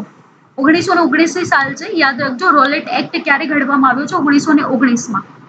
આ કાયદો ક્રાંતિકારી અને રાષ્ટ્રવાદીનું દમન કરવાના ઉદ્દેશથી લડવામાં આવ્યો હતો. વ્યક્તિ સ્વાતંત્ર્ય અને વાણી સ્વાતંત્ર્ય તેને હણી નાખતા હતા અને આ કાયદો કાળો કાયદો તરીકે ઓળખાયો હતો. એટલે આ કાયદામાં એવું હતું, જેની વિગત અહીંયા આગળ આપી છે કે કોઈ પણ વ્યક્તિ શંકાસ્પદ લાગે ને ત્યારે એની સીધી ધરપકડ કરવાની. મુકદમો ચલાવ્યા વગર દિવસો સુધી એને જેલમાં પૂરી શકાતો હતો. કોઈ પણ વ્યક્તિ એમને લાગે કે આ શંકાસ્પદ છે તો સીધું એમના ઘરેથી કે કોઈ પણ જગ્યાએથી માણસને પકડી અને જેલમાં નાખી શકે છે. એના ઉપર કોઈ પણ રીતે મુકદમો ચાલશે નહીં, કોઈ એને વકીલ મળશે નહીં અને પોતાનો જે પ્રતિભાવ છે તે રજૂ કરી શકશે નહીં. આથી એને કાળો કાયદો કહેવામાં આવ્યો. મોતીલાલ નહેરુના મતે દલીલ, અપીલ અને વકીલાતનો અધિકાર લઈ લેવામાં આવ્યો છે. હવે આ તમને થશે, આ મોતીલાલ નહેરુ કોણ છે? તો યાદ રાખજો, જવાહરલાલ નહેરુના પિતાજી છે મોતીલાલ નહેરુ. એમને આ રોલેટ એક્ટને શું કીધું? તો એમને કીધું કે આ દલીલ, અપીલ અને વકીલાતનો અધિકાર છે તે છીનવી લેવામાં આવ્યો છે, લઈ લેવામાં આવ્યો છે. કારણ કે આમાં નથી તમે દલીલ કરી શકતા, નથી અપીલ કરી શકતા, કે તમારા માટે નથી કોઈ વકીલ હોતું જે તમારો જે પક્ષ છે તે કોર્ટમાં રજૂ કરી શકે. આ કાયદાથી બ્રિટિશ સરકારને વિરોધીઓનું દમન કરવાની વિશાળ સત્તા મળી ગઈ. એટલે સરળતાથી કોઈ પણ વ્યક્તિ લાગે જે આઝાદી માટે વાત કરે છે તો તેને દમન કરતા હતા, તેને જેલમાં નાખતા હતા. આથી નેતાઓ અને પ્રજાએ ઠેર ઠેર વિરોધ કર્યો, સભા સરઘસ અને દેખાવ કર્યા, હડતાલ અને વિરોધનું આયોજન થયું.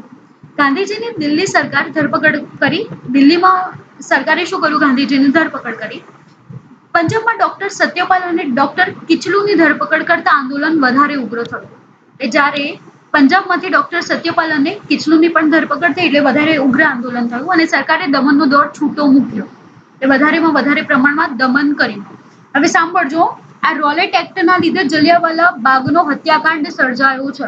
એટલે એમાં શું હતું કે તમે એક સાથે એકઠા થઈ શકો નહીં, અને એકઠા થાવ છો ત્યારે તે સમયગાળામાં તમે જ્યારે પણ ભાષણ કરો છો તો એ વખતે પંજાબના અમૃતસરમાં ડોક્ટર સત્યપાલ અને ડોક્ટર કિચલુની ધરપકડ થઈ. તો તેના વિરોધમાં વૈશાખીનો તહેવાર હતો ત્યારે અમૃતસરના જલિયાવાલા બાગમાં એક સભાનું આયોજન થયું હતું. આ સભામાં કોઈની પણ પાસે હથિયાર ન હતા, જેમાં સ્ત્રીઓ, બાળકો, પુરુષો એકઠા થઈ અને વિરોધ પ્રદર્શિત કરતા હતા. હવે એ સમયે લશ્કરના સૈનિકોને લઈને જનરલ ઓર્ડોનિલ ડાયર ત્યાં પહોંચી આવ્યા અને કશી જ પૂર્વ ચેતવણી વગર મશીન ગનમાંથી ગોળીઓનો વરસાદ નિર્દોષ પ્રજા પર વરસાવ્યો હતો. આ યાદ રાખજો, આ ઘટના બધાએ સાંભળેલી છે ને બધા જાણે છે કે તમને કોઈ પણ રીતે જે પૂર્વ ચેતવણી આપે છે, સુનાવણી આપે છે, કે કહે છે કે તમે લોકો અહીંયાથી હટી જાઓ, નહીં તો ગોળી ચલાવવામાં આવશે. આવું આપણે ઘણીવાર સિરિયલો, પિક્ચરોમાં જોયું છે કે પહેલા પૂર્વ ચેતવણી આપવામાં આવે છે, પણ અહીંયા આગળ કોઈ પણ ચેતવણી આપી નહીં. અને તકલીફ એ હતી કે આ જલિયાવાલા બાગમાં પ્રવેશવાનું અને નીકળવાનું ખાલી માત્ર એક જ રસ્તો હતો, જગ્યા હતી, અને એ જગ્યા પોલીસોએ બ્લોક કરી દીધી હતી.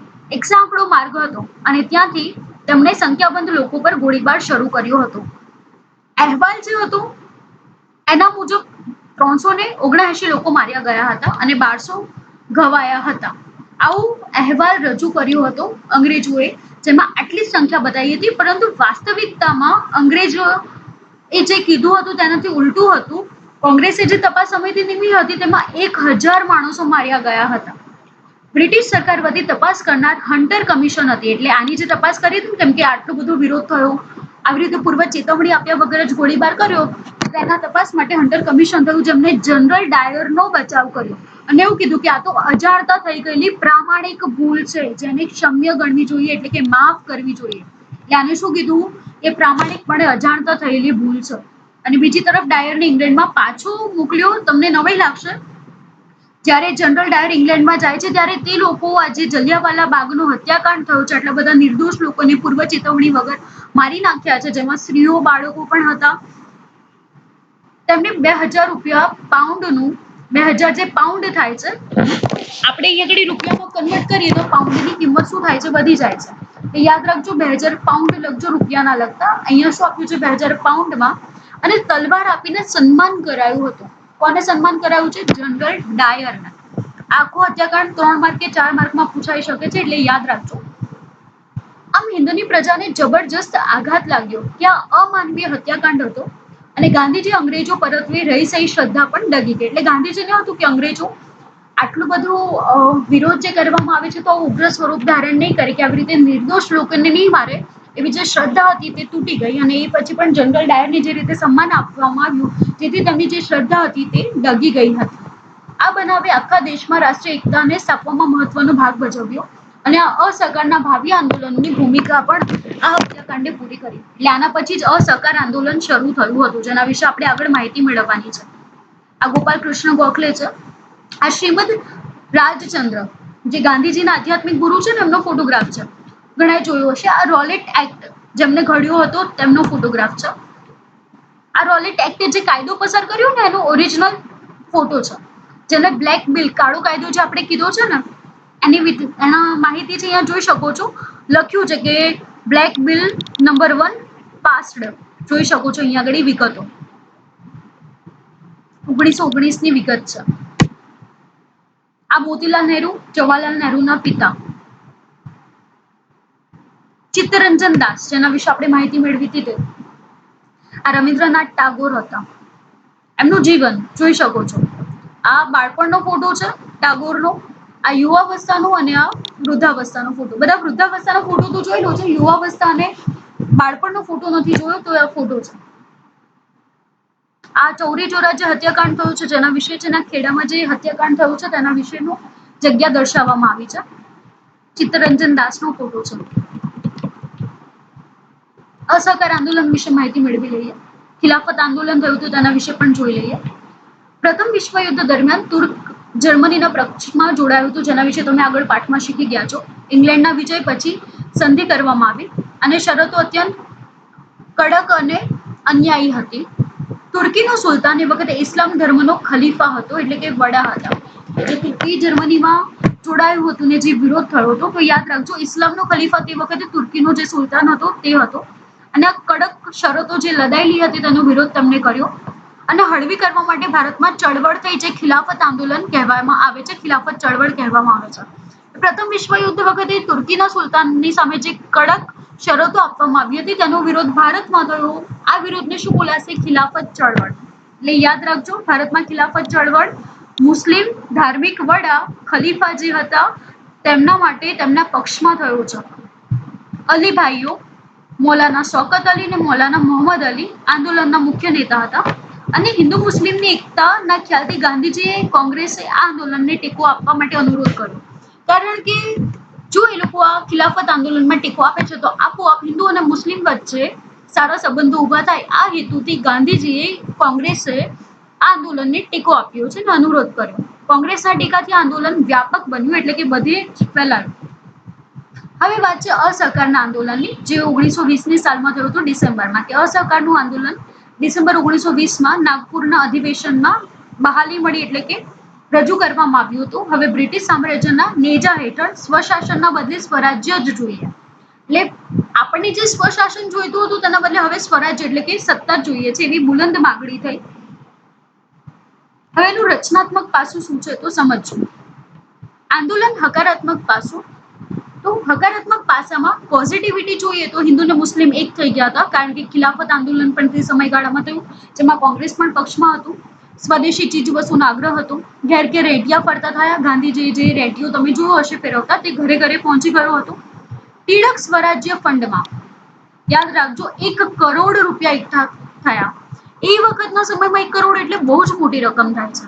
આ ઉપરાંત અસ્પૃશ્યતા નિવારણ, દારૂબંધી, રાષ્ટ્રીય શિક્ષણનો સમાવેશ થયો હતો. આ હતું હકારાત્મક પાસું. હવે વાત કરીશું આગળ નકારાત્મક પાસાની કે શું થયું હતું એ સમયગાળામાં. તો સરકારી નોકરી, ધારાસભા, સરકારી શાળા કોલેજનો ત્યાગ કરવો પડ્યો.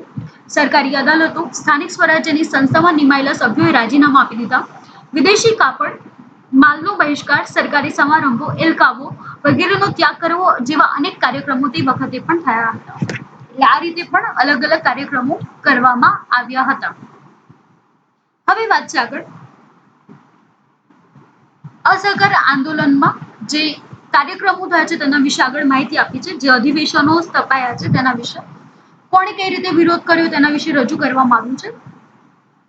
યાદ રાખજો સૌથી પહેલા કે મહાત્મા ગાંધીએ પોતે કેસરે હિન્દ ની જે ઉપાધિ મળી હતી કેસરે હિન્દની તે, અને રવિન્દ્રનાથ ઠાકુરે, આપણે રવિન્દ્રનાથ ટાગોર છે પરંતુ એકચ્યુઅલી એમની સરનેમ શું છે, ઠાકુર છે. એટલે આ સમજજો, અંગ્રેજોને સ્પષ્ટ હિન્દી શબ્દો બોલતા ફાવતા ન હતા, જેથી ઠાકુરના બદલે તે ઉચ્ચારણ ટાગોર કરતા હતા. જેથી નાના ધોરણમાં તમે એવું સમજ્યા કે રવિન્દ્રનાથ ટાગોર છે, પરંતુ વાસ્તવિકતામાં તેમની અટક શું હતી, રવિન્દ્રનાથ ઠાકુર હતી, જેમને નાઇટહુડ સન્માન ત્યાગ કર્યો હતો. જે નાઇટહુડનું સન્માન આપવામાં આવ્યું હતું તે પણ તેમને છોડી દીધો હતો. અસહાય આંદોલનના કાર્યક્રમમાં ખ્યાલ આવ્યો કઈ રીતે બધાએ અસહાય આંદોલનનું કાર્યક્રમ કર્યું હતું તેના વિશે માહિતી આપી છે. આ નેતાઓએ પોતાની ઉપાધિ, પદવીનો ત્યાગ કર્યો. વિદ્યાર્થીઓએ અંગ્રેજી શાળા અને કોલેજો પણ છોડી દીધી. વિદેશી કાપડની હોડીઓ પ્રગટી હતી. ડ્યુક ઓફ ટેનાટ ભારત આવ્યા ત્યારે તેમણે બહિષ્કાર કરાયો હતો. નવેમ્બર 1921ની વાત છે. પ્રિન્સ ઓફ વેલ્સના સન્માનનો પણ બહિષ્કાર થયો. આવા પગલાથી દેશભરમાં રાષ્ટ્રીય ઉત્તેજના પ્રગટી કે બધાએ બધી રીતે અંગ્રેજોને મદદ કરવાની બંધ કરી દીધી. કારણ કે અંગ્રેજોનું શાસન ચાલે છે તો કોના લીધે, આપણા લીધે. કારણ કે આપણે તેમના કીધા પ્રમાણે કાર્ય કરીએ છીએ. જેમના કીધા પ્રમાણે કાર્ય નહીં કરીએ તો આપોઆપ અંગ્રેજોનું શાસન નબળું પડી જશે. બીજી તરફ રાષ્ટ્રીય શાળા કોલેજો સ્થપાઈ. આ સમયગાળામાં 1920માં ગુજરાત વિદ્યાપીઠ છે તેની સ્થાપના ગાંધીજીએ કરી છે. એટલે યાદ રાખજો ગુજરાત વિદ્યાપીઠને. કાશી બિહાર, જામિયા મિલિયા અને ગુજરાત વગેરે નામની રાષ્ટ્રીય વિદ્યાપીઠો સ્થપાઈ, જેની વાત મેં કરી છે. હવે આગળ ખાસ યાદ રાખજો, રસવઈ અને દીર્ઘઈ આપણે ધ્યાન રાખીએ છીએ. ભાષા લગતા રસવો અને દીર્ઘઓનું પણ ધ્યાન રાખીએ છીએ. ગુજરાત શબ્દને ઓબ્ઝર્વ કરજો. ગુજરાત જોઈ શકો છો અહીં આગળ ગુજરાત કઈ રીતે લખવામાં આવ્યું છે. એટલા માટે કે આ વિદ્યાપીઠ છે, કોઈ રાજ્યનું નામ નથી. એટલા માટે આ રીતે ગુજરાત લખવામાં આવે છે. એટલે જ્યારે પણ ગુજરાત વિદ્યાપીઠ લખો ત્યારે રસવો અને દીર્ઘઓનું ખાસ ધ્યાન રાખજો. સ્વદેશી પ્રચાર જોરશોરથી થવા લાગ્યા. ઇંગ્લેન્ડથી આયાત થતા કાપડ, પગરખા, મોજ શોખની ચીજ વસ્તુઓમાં ઘટાડો થવા લાગ્યો અને બ્રિટિશ પાર્લામેન્ટ પર તેનો પડઘો થયો સીધી અસરથી. કારણ કે આર્થિક નુકસાન થાય ને, આપણે ઇંગ્લેન્ડની વસ્તુ જ નહીં લઈએ તો આપોઆપ ઇંગ્લેન્ડને આર્થિક નુકસાન થવા લાગ્યું, જેથી તેમની સરકાર ચોંકી ઉઠી હતી. ટિળક ફંડમાં 1 કરોડથી વધારે રૂપિયા આવી ગયા હતા. તેમજ આંદોલન દરમિયાન હિન્દુ મુસ્લિમ એકતાના પ્રસંગો જોવા મળ્યા હતા. હિન્દુ જમીનદાર અને મુસ્લિમ ખેડૂતો વચ્ચે મલબાર ટીકાપાત્ર કહી શકાય, જે બળવો થયો હતો તેના વિશેની વાત કરવામાં આવી છે. આમ કહી શકાય કે બ્રિટિશ સરકાર સખત હાથે દબાવી દીધો હતો અને આ આંદોલનને નિષ્ફળ બનાવવા માટે સરકારે દમનકારી પગલા પોતાના હાથમાં ધર્યા હતા. એટલે ગમે તે રીતે તેમને શું કરવું હતું, તો માત્ર ભારત પર સત્તા ચલાવવી હતી. તેમણે શું કર્યું, તો બેફામ લાઠીચાર્જ કર્યો, લાઠીમાર કર્યો, આડેધડ ગોળીઓ વરસાવી, સામુદાયિક ધરપકડ કરી, અમાનુષી અત્યાચાર કર્યા. હિન્દુ મુસ્લિમ એકતા તોડવા માટે તેમને પ્રયત્ન કર્યા હતા. યાદ રાખજો, 1 માર્કમાં સવાલ બધા પૂછાશે. ટિળક ફંડમાં કેટલા રૂપિયા આયા, કઈ રીતે હિન્દુ મુસ્લિમની એકતા તોડવા માટે પ્રયત્ન કર્યા છે, પ્રસંગો બન્યા છે, તેની વિગત આપી છે. હવે સૌથી ઇમ્પોર્ટન્ટ પોઈન્ટ છે, અસહકારનું આંદોલન જોયું કે બધી રીતે અંગ્રેજોને અસહકાર આપવાનો. પણ હવે શું થાય છે, ચોરાચોરીનો બનાવ બને છે, જેનાથી આંદોલન મોકૂફ કરવું પડે છે. ઉત્તર પ્રદેશના ગોરખપુર જિલ્લામાં આવેલા ચૌરાચોરી ગામમાં 5 ફેબ્રુઆરી 1922ના રોજ સરઘસમાં લોકોએ પોલીસ પર ગોળીબાર કર્યો. યાદ રાખજો કયો, ઉત્તર પ્રદેશ ગોરખપુરમાં ચૌરાચોરી ગામ. તારીખ કઈ છે, 5 ફેબ્રુઆરી 1922માં. સરઘસમાં લોકો નીકળ્યા હતા, પોલીસે ગોળીબાર કર્યો. પોલીસની ગોળીઓ ફૂટી ગઈ ત્યારે પોલીસ ચોકીમાં ભરાઈ ગયા. અને ટોળું હતું એ ગુસ્સામાં ઉશ્કેરાઈ ગયું હતું, જે રીતે ગોળીબાર થયો હતો, જે રીતે મારી નાખવામાં આવ્યા હતા. એટલે પોલીસ જ્યારે ચોકીમાં ગયા ત્યારે પોલીસ ચોકી આખીને શું કર્યું, આગ લગાડી દીધી અને જેમાં 21 પોલીસ લોકો મૃત્યુ પામ્યા હતા. આ તો હિંસક બનાવ અને આપણે બધા જાણીએ છીએ કે ગાંધીજી હિંસામાં માનતા ન હતા. આ હિંસક બનાવથી ગાંધીજીએ જણાવ્યું કે અહિંસાનું મૂલ્ય નહીં સમજનારા લોકોના હાથમાં સત્યાગ્રહનું શસ્ત્ર મૂકીને મેં હિમાલય જેવડી મોટી ભૂલ કરી છે, જેનો ઉલ્લેખ તેમને પોતાના પુસ્તક સત્યના પ્રયોગમાં પણ કર્યો છે. અને તમને જાણીને નવાઈ લાગશે કે તેમના જે એક મિત્ર હતા પ્રભાશંકર પટણી, જેમને લેખિતમાં ચિઠ્ઠી લખી અને ગાંધીજીને મોકલ્યું હતું, જે આ ચૌરાચોરીની ઘટના બની હતી કે અને તમને આ જે હિમાલય જેવડી ભૂલ શબ્દ છે ને એનો ઉપયોગ પ્રભાશંકર પટણી પોતાના પત્રમાં કર્યો હતો ગાંધીજીને. અને ગાંધીજીએ પછી જાહેર કર્યું કે આ અહિંસાનું જે મૂલ્ય છે એ સમજતા નથી એવા લોકોના હાથમાં મેં સત્યાગ્રહનું શસ્ત્ર આપી દીધું છે અને મેં આ સૌથી મોટી ભૂલ કરી છે, જેનો ઉલ્લેખ પણ તમને અન્ય પુસ્તકોમાંથી પ્રભાશંકર પટણીના ઘણા પુસ્તકો છે જેમણે ખૂબ જ યોગદાન આપ્યું છે ભારતના સ્વાતંત્રતા ચળવળમાં. એ દિવાન હતા. દિવાન વિશે તમે જાણો છો, જે સરકારના હસ્તક કાર્ય કરે છે.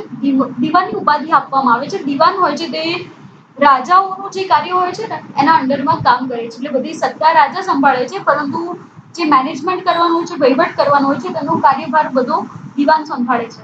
એટલે પ્રભાશંકર પટણી અને ગાંધીજીની વાત એવી છે કે બંને એક જ શાળામાં અભ્યાસ કર્યો છે, ગાંધીજી અને પ્રભાશંકર પટણીએ.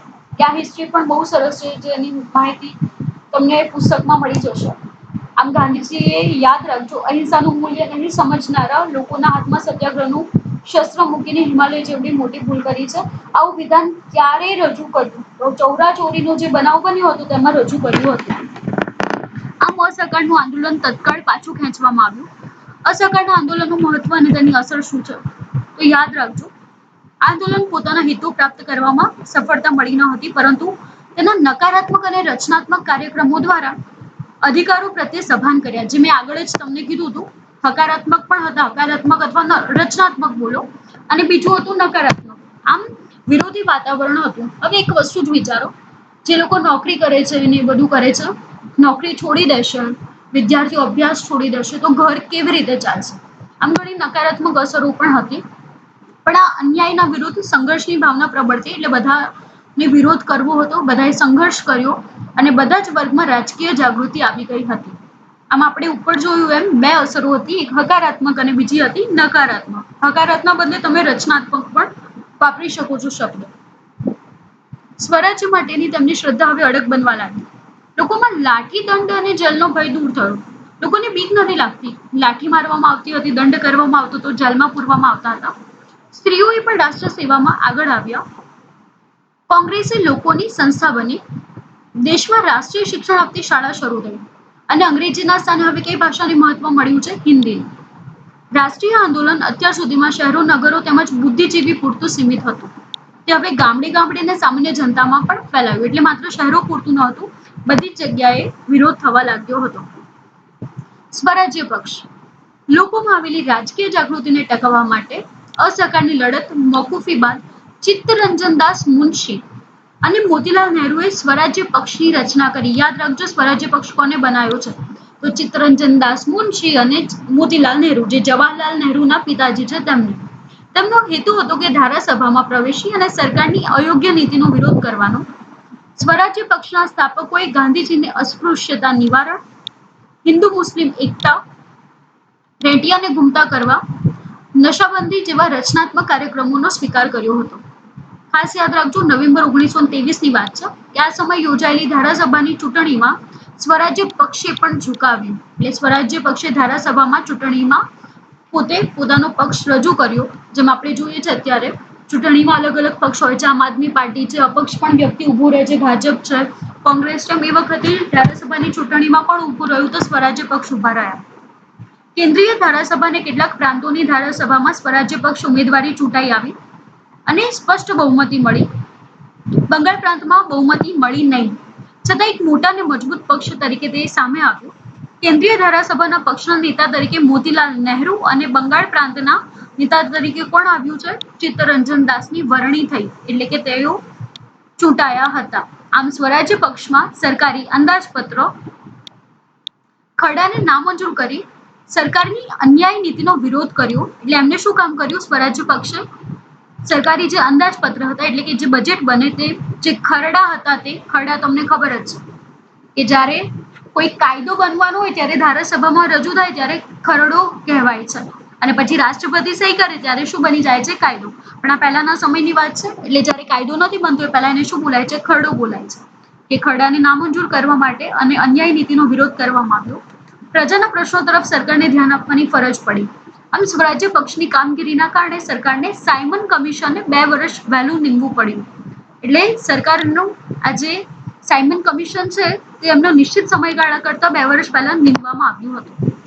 ધારાસભા સ્વરાજ્ય પક્ષે શિસ્તબદ્ધ કામગીરી બજાવી, ઊંચી સંસદીય પ્રણાલીઓ સ્થાપી, ભારતમાં લોકશાહી પદ્ધતિ અને બંધારણીય રીતે શાસન ચલાવવાની ક્ષમતા છે એમ બ્રિટિશ સરકાર સમક્ષ સાબિત કર્યું. એટલે આ રીતે જે પક્ષ થયો, જે રીતે ધારાસભામાં વિરોધ થયો ખરડાઓનો, અંદાજપત્રોનો, એ એમને બતાવ્યું કે અમે લોકો અમારું જે સત્તા છે, જે અમારું શાસન છે તેને સારી રીતે ચલાવી શકીએ છીએ.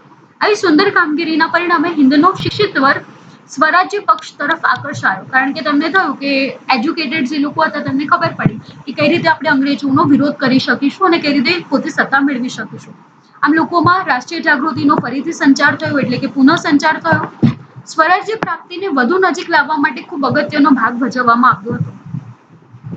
જૂન 1925માં ચિત્તરંજન દાસનું મૃત્યુ થયું, જેના લીધે સ્વરાજ્ય પક્ષ નબળો થઈ ગયો અને કેટલાક સભ્યો સરકારને સહયોગ આપતા તો કેટલાક નેશનલ પાર્ટી નામનો નવો પક્ષ સ્થાપતા અને સ્વરાજ્ય પક્ષની પ્રતિષ્ઠા ઓસરી ગઈ. કારણ કે જેટલા પણ લોકો જોડાયેલા હોય, તમે લોકોએ અહીંયા પણ જોયું છે આપણે હાલની પરિસ્થિતિમાં કે ભાજપ હોય છે, કોંગ્રેસ હોય છે, તો એમાંથી તે લોકો નાના નાના પોતાના પક્ષ બનાવે છે. જેમ કે બંગાળની વાત કરીએ, અત્યારે બંગાળમાં મમતા છે, પશ્ચિમ બંગાળમાં મમતા છે, એ મુખ્યમંત્રી છે પશ્ચિમ બંગાળના, તૃણમૂલ કોંગ્રેસની પાર્ટીમાંથી આવે છે. હવે તમને લોકોને જાણ જ હશે કે આ તૃણમૂલ કોંગ્રેસ છે જે પહેલા કોંગ્રેસમાં જ હતા અને મમતાએ પોતાની અલગ પાર્ટી તૃણમૂલ કોંગ્રેસ કરીને બનાવી. એમ હા, જે પરિસ્થિતિ હાલમાં છે એ જ પરિસ્થિતિ પહેલા હતી કે ચિત્તરંજન દાસ મૃત્યુ પામ્યા તો જે સ્વરાજ્ય પક્ષ હતો તે નબળો થઈ ગયો અને તેના અંદર કામ કરતા સભ્યો છે ને તે લોકો છૂટા થવા લાગ્યા અને પોતાનો નવો જ પક્ષ બનાવ્યો, નેશનલ પાર્ટી નામનો, જેના લીધે સ્વરાજ્ય પક્ષની જે પ્રતિષ્ઠા હતી, માન સન્માન હતું, એ ઓસરી ગયા એટલે કે ઓછા થઈ ગયા. અને તે પછી ચૂંટણીમાં તો મદ્રાસ પ્રાંત સિવાય બધે જ ઉમેદવારોનો પરાજય થયો. આ વાત છે 1926માં. કે આ રીતે સ્વરાજ્ય પક્ષ નબળો થઈ ગયો. જોકે બિપિન ચંદ્રપાલ અને સુરેન્દ્રનાથ બેનર્જીએ આ કામગીરીની આકરી ટીકા પણ કરી હતી, એટલે કે વિરોધ પણ કર્યો હતો. આ ચિત્તરંજન દાસ છે જેના વિશે માહિતી મેળવી હતી. આ ચોરાચોરીની જે બનાવ થયો હતો તેના વિશે તમે જોઈ શકો છો. અહીં આગળ દેખાડવામાં આવ્યું છે કે આ ચૌરી ચોરા જે છે એ કયા પ્રદેશમાં આવેલું છે, જેના વિશે માહિતી આપી છે.